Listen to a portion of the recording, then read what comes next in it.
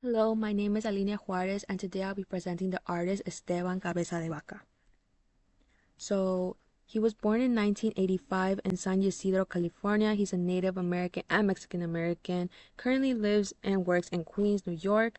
He has his bachelor's in fine arts from Cooper Union and his master's in fine arts from Columbia University. So his current exhibition is Memories of the Future. It's in San Luis Obispo Museum of Arts, and it started in February 22 and it's gonna end in June 2025. His other exhibitions is Alma in the Grant Greenan Gallery in New York, and he also has many other exhibitions that he's done before. He's also earned awards. So his most recent awards are the NYFA Painting Fellowship and also the Visual Arts Fellowship in 2024. Okay, some lines and themes that he touches upon in his artworks are um, immigration and displacement, race in America, and activism and social justice. Creative process. So he's done sculptures and paintings. Most of his artworks are paintings. He did one of landscape painting as both a time-honored tradition and an art historical phenomenon to be challenged. The canvas was dyed with hand-crushed cochineal, layered with abstract gestures and illustrative imagery. He also does layers of graffiti, landscape, and pre-Columbian pictographs. And another part of his creative process is stories of immigration and indigenous identity and resistance that he pulls upon his artworks.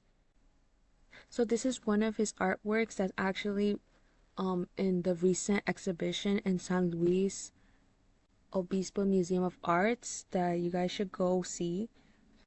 He portrays the Delano grave workers who marched to protest poor working conditions and low wages, and they worked in collaboration with Cesar Chavez that led to the formation of the United Farm Workers, the largest farm worker union in the United States. That this event was actually in 1966. Another artwork that I like to mention that I really liked. This was actually from the exhibition of Alma. Um, and this exhibition was portraying family and community and resistance. And so the doll you see in the left is actually called Muñeca de Trapo, sometimes called Muñeca Otomi, or sometimes even called Marias. So I wanted to note that out, some background information. Depending on what state of Mexico you're from, they're called differently. But I really like this picture because, I mean, this painting because it captures the family and the connection to your culture. So how is he contributing? How is he relevant to the spirit of time of today? So he's actually confronting the racial justice, migration crisis, and this is actually definitely an issue of today, especially in the United States and currently right now. I don't want to get too political about it, but it is an issue, and I really like that he is using the artwork to actively protest about this idea.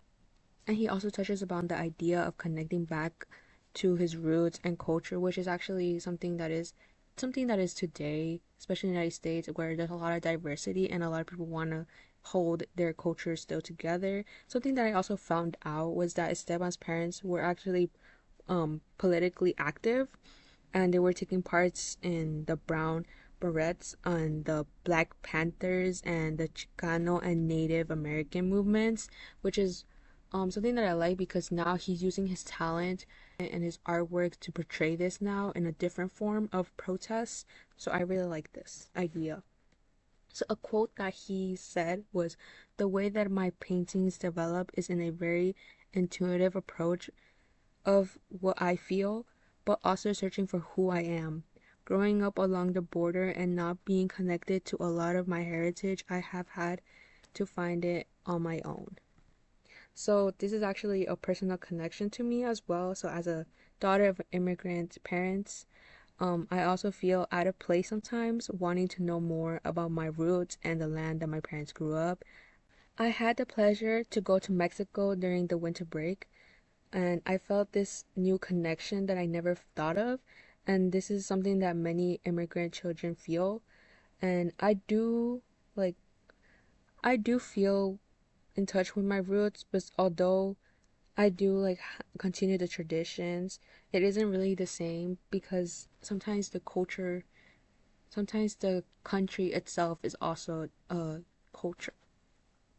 So, so these are my questions. Question number one: Esteban's work often explores fractured histories and reclaimed identity. After learning about his art, how does it make you reflect on your own connections to your roots? Do you feel your background is something you actively carry, or has it been shaped or erased by external forces? So, I would like to answer this question as well. Like I mentioned before, so I would like to answer this myself as well. I think it has been shaped a lot. Definitely, some morals and values have been shaped once we are here in the United States. A lot of ideas are changed, but definitely I feel like I am still really in touch with my roots. And question number two, so Esteban's paintings layers ancient and modern struggles. What current issues do you wish more artists will confront on and how? So I would say mental health is another issue that I would want more artists to um, put upon. Definitely there are artists out there, but I feel like I want to see more about it. And I feel like a way that how we could do this is, I guess the artist could also do a non-profit organization, collaborating with non-profit organizations, maybe even collaborating with people who have maybe some sort of mental health, doing it together, doing the art together.